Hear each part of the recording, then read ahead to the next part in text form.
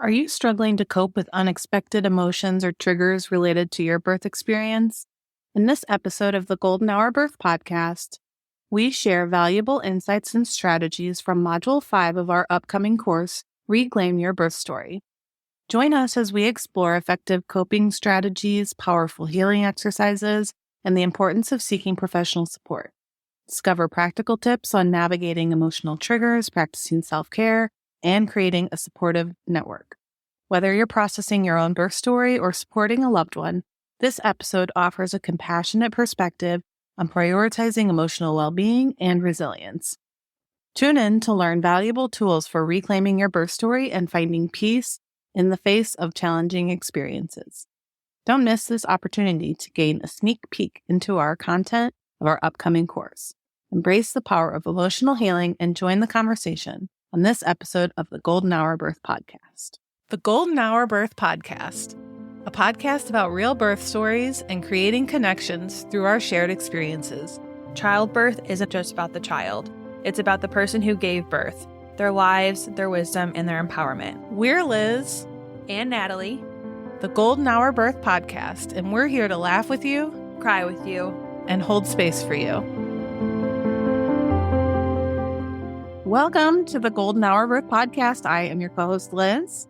And I'm your co-host, Natalie. Today, we're going to be diving into a little bit of Module 5 on our upcoming course, Reclaiming Your Birth Story, Finding Peace and Healing.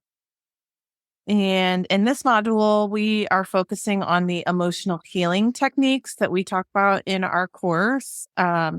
So we understand that, processing your birth story can be challenging and emotional. And that's why we have, this whole module providing with coping techniques, healing exercises, and resources for deeper healing. We just want to emphasize that your emotional well-being is a top priority for us. And that's why we include a lot of tools and techniques and support that are available to you along the way. Let's start a little bit by discussing the first topic in Module 5, which are coping strategies for emotional triggers. Emotional triggers related to your birth story can come up unexpectedly and be pretty distressing, especially when you're in the middle of, a happy celebration or even just in the middle of the grocery store and something comes up. And these triggers can kind of be anything, from certain images or being in a medical setting, specific words, or seeing someone with a newborn baby it's just kind of anything, anniversaries. So when you're triggered, you can experience any, type of intense feeling, anxiety, sadness, anger, fear. There's so many. Having coping strategies in place is super important. These strategies just help you help you to feel more empowered to manage and navigate these triggers effectively. Some coping strategies can include recognizing your triggers. So again, like Liz said, an anniversary or being in a medical setting, practicing self-care. And that's can be a variety of different things. Like for instance, Liz got her hair done this week. That was a big form of self-care for her. Creating a supportive network and setting boundaries. So recognizing your triggers is the first step. So when you kind of take a moment to identify the situations, images, conversations that tend to activate these kind of responses, take note of that. You could, write it down in your journal or make a note in your phone, which is where all my notes are. So self-awareness allows you to anticipate and then prepare for potential triggers and know when to avoid certain situations. Or, that comes up in therapy when you need to talk about this trigger made me feel like this. And then your therapist or counselor can help you figure out kind of how to get away from that response. Mm-hmm. Practicing self-care is also another crucial coping strategy. and engaging in activities that can bring you comfort and promote relaxation. Again, getting your hair done. Mine is getting nails done or a massage when I have the money. Some other forms of self-care are just taking walks in nature. I know like walking has helped me just kind of like formulate better thoughts. Practicing yoga or meditation is a big one. Indulging in hobbies, spending time with loved ones. And, the list goes on. These can really just be what kind of fuels your soul. Mm-hmm. Yeah, I've been thinking a lot about self-care lately and how it means something different to everyone. Mm-hmm. But also, it can also change and evolve over time. Really depending on kind of what stage of parenthood you're in or what mindset you're in. I know like when I had a newborn, just taking a shower alone was self-care. Yes. So it could be something so simple as that. Now that I'm a little bit more like my kids can sit and watch TV while I take a shower. So it's not like something that is that hard to do anymore. Yeah. Lately, I've been thinking like, what is my self-care? What fills my cup? And so for me lately, that's been like building my relationships. So I'm trying to be a little bit more intentional about my self-care. Um, so building relationships for me, that means like being more vulnerable, planning more outings with friends, new friends, old friends, planning happy hours with friends. So yeah, I've just been trying to be a little bit more intentional with my self-care. I have an hour or two of alone time. Like, what am I going to spend that time on instead of just like, doing housework or yeah, kind of, I don't know. But also rest is very important too. So that is self-care as well. So there are times, probably after we record this podcast, I'll probably go take a nap while the kids are playing. So yeah, I just woke up from a nap. sweet. What, what kind of self-care have you been into, Natalie? Yeah. For a while, I've always just like loved having my nails done or massages, which I know can probably be like labeled under pampering. I do like where you're saying like really building relationships. I've really been focusing on like pouring water and nourishing my relationships. Like watering is like what I keep referring back to. Like it's a flower and I have to like let it grow and give it sunlight. And so there's like some certain relationships in my life that I'm really focusing on and watering. And I told my therapist that she's like, oh, I love that. Way to make that up. So Oh, good. that's where I'm at. I love talking to my therapist about these things too. Yeah. So yeah, and another thing, like we just talked about, fostering relationships and creating that support network is also just, so essential. Seeking understanding and validation from your trusted people.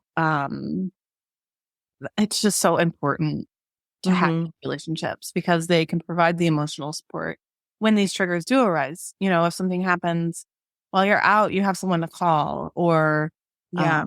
just someone to vent to after. So that can be like friends, family members, but also support groups, therapists, which we love. So, people who are supposed to be compassionate and kind of non-judgmental and, always prefacing if you're talking to your husband or a friend, like, hey, I'm just venting. I don't want advice right now. Or I do want advice. Like, what would you do in this situation or something like that? So, Yeah. Yeah. I've definitely come to a point where I'm like, someone's venting to me. I'm like, okay, like, do you want advice right now or do you just want me to listen? Because sometimes I'm like the first one to like jump into advice. And then I'm like, maybe I don't want that. So I've kind of started to do that thing where I'm like realizing either I could be helpful or I can just be helpful in shutting my mouth. yeah. So lastly here, setting boundaries is key. Kind of just establishing those limits on conversations or environments that can be triggering can just really help you, can just really help your well-being as well as your emotional and mental state. it's okay to decline or redirect conversations because knowing like those can be a big trigger, or just removing yourself from the triggering situations when necessary. Even for like my son once, and like he knows his like whole thing is like, or walk away now. Like when he gets a little too wound up or something, or like gets mad at daycare, he's like, or just walk away. And I feel like, yes, exactly.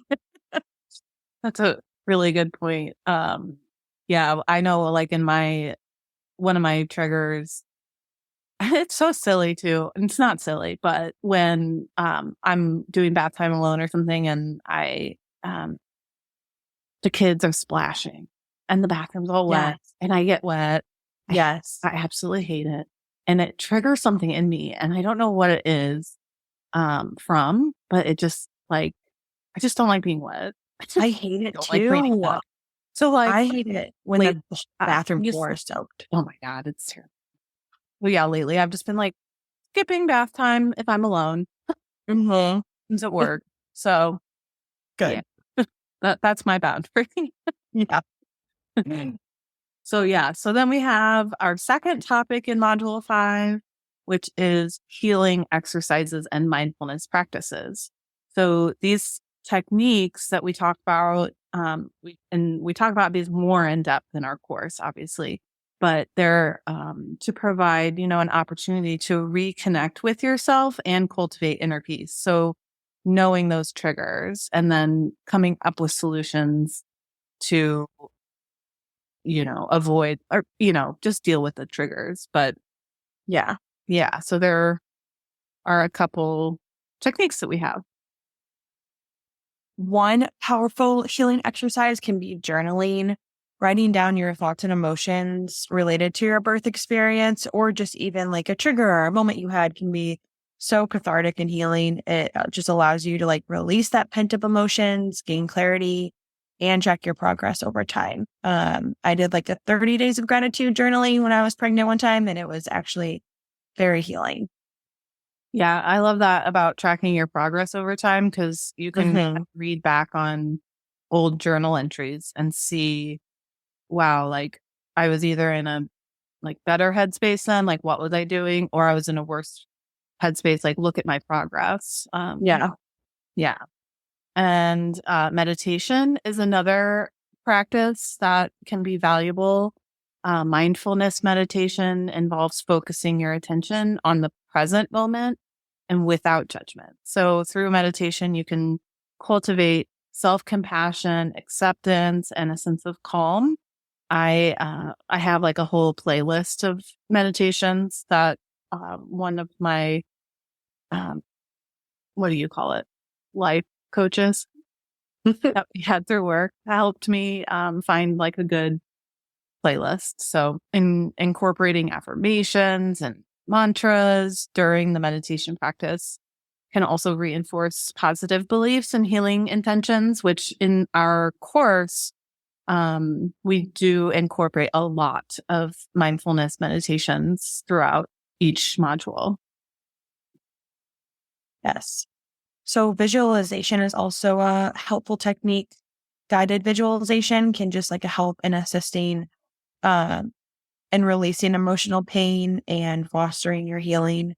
If you like can visualize yourself in a safe and comforting environment, um, or imagine like healing energy flowing through your body, those can just like be really comforting and just help you kind of just, visualize like what could be happening and the positives of that. Mm-hmm. Another one that is really powerful that I use this often is breath work. Intentional breathing exercises. I use these for when I'm having trouble settling my mind, going to bed, when I'm trying to settle myself after kind of a blow up with the kids or something like that. So it's like deep belly breathing or alternate nostril breathing. It can help calm your nervous system, reduce anxiety, release tension. Sometimes I try to do it every morning. There's even an app that I had like a free trial to that was really cool. Um, Mm-hmm. but one of my favorites is called box breathing, where you breathe in 4 counts, hold it 4 counts, breathe out 4 counts, hold it 4 counts and you just keep doing that, through a couple cycles. But it's very, very grounding and relaxing. Yeah, I love that. Let's take a moment to practice a short guided breathwork exercise together. So if you can, find a comfortable position, close your eyes, and place one hand on your chest and the other on your belly. Inhale deeply through your nose, feeling your belly expand like a balloon. Hold your breath for a count of 3. Now exhale slowly through your mouth, feeling your belly contract. Continue this pattern, inhaling deeply and exhaling slowly. With each breath, imagine any tension or stress leaving your body. Inhale peace and relaxation. Exhale any worries or fears. Take a few more deep breaths at your own pace, savoring the sensation of calm and ease. When you're ready, gently open your eyes. Engaging in these healing exercises and mindfulness practices regularly can support your, healing journey. You could set aside 5 minutes in the morning if you have that, or 5 minutes right before bed. But yeah, they can provide a space for kind of self-reflection, processing emotions, and fostering that sense of inner peace and resilience. So let's show you a little bit about the third topic in Module 5, which is seeking professional help and resources. Sometimes deeper healing definitely does require that professional guidance and support. Mm-hmm. While self-care practices and support networks are valuable, there may come a point where seeking professional help becomes necessary for deeper healing. And I'm a huge advocate for kind of everybody could find use for therapists, counselors. There's even specialists that focus on birth trauma. So they're trained in supporting people through, the emotional healing process. There's also different types of therapy that can be helpful. I was just actually talking with a friend last night about somatic therapy and uh, EMDR. EMDR. Is that right? Yeah. So, yeah, 2 types that I'm just like very intrigued about that I'm going to do some research and learn more about. I guess it's different than talk therapy, which sounds pretty nice. Yeah. Yeah. Let me know if you need any help with those. I just like working at the mental health space I learned a lot about those, which is really cool. One option is individual therapy, like Liz was just saying, or group therapy sessions specifically tailored to birth trauma. I was actually going to join like a group therapy after Violet was born, just like have more support. But there's just, like therapists are doing so many cool things. So just, a good idea to look into. So a lot of these sessions can just provide a safe and supportive space to just explore and process your emotions. Therapists are just wonderful in guiding you through these techniques and interventions that can just promote that extra healing, emotional regulation, and resilience. And there's also group sessions that aren't necessarily therapy. They're just like a group of moms getting together. I know Allie with Survive and Thrive has a specific group that she kind of guides through that. Was it 6 months? Yeah, it's like 4 to 6 months. 4 to 6 months. So kind of that time where people kind of stop checking in on you. Your babies, you're technically out of that 4th trimester. So I think that's really cool that she has that support group for moms who maybe not even had a difficult, birth or birth trauma. It's just moms who want to get together and, get through that time period together. Yeah. Yeah. So it's important to seek professionals who are knowledgeable about trauma also. So if you did go through, a traumatic experience during your birth or postpartum, trauma-informed care is very important. in that it acknowledges the impact of the trauma on the well-being and emphasizes compassion, safety is a big one, and empowerment in the healing process. Mm-hmm. So like I was kind of just talking about, like joining support groups and specifically for birth trauma survivors can just offer a deeper sense of community validation and shared experiences.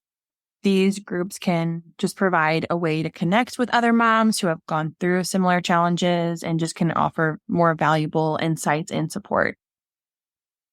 Mm-hmm. So if you are going to seek professional help, just take some time to research and identify professionals, therapists who specialize in kind of what you're looking for. Reading reviews, asking for recommendations, especially from friends and people in your community. And then trusting your instincts to finding the right fit for your needs is huge, because I've gone through, I say gone through, but I've had 4 therapists who, I've connected with in different ways, but not always what I needed at that moment. Mhm. So I have a great therapist now that I like. It took me a bit to get there. So trusting your instincts. If it's not the right fit, don't feel bad about like breaking up with them. Yeah. Yes, definitely.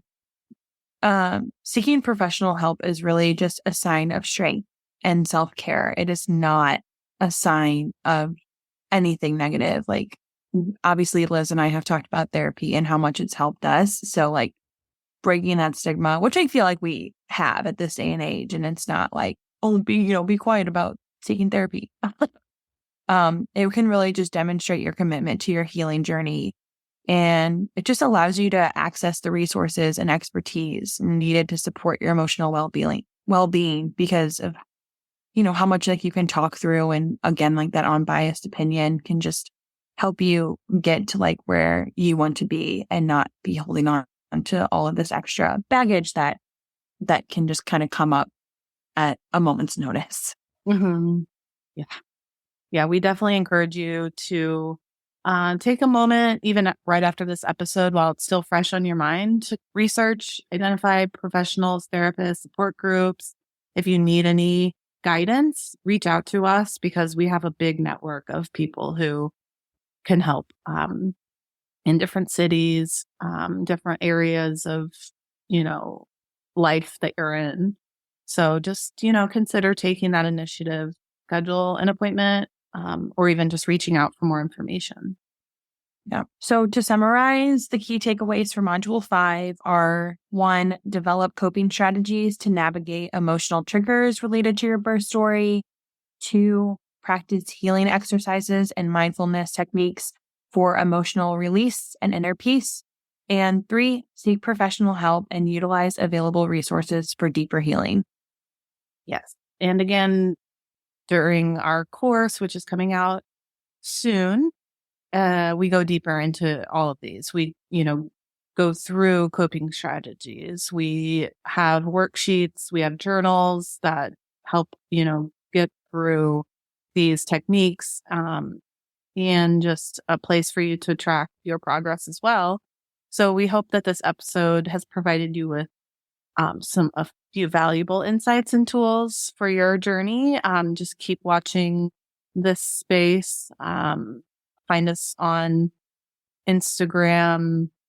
Join our mailing list if you want to keep, your eye on when the course is going to come out. And then just remember to continue practicing self-care, seeking support, prioritizing your well-being.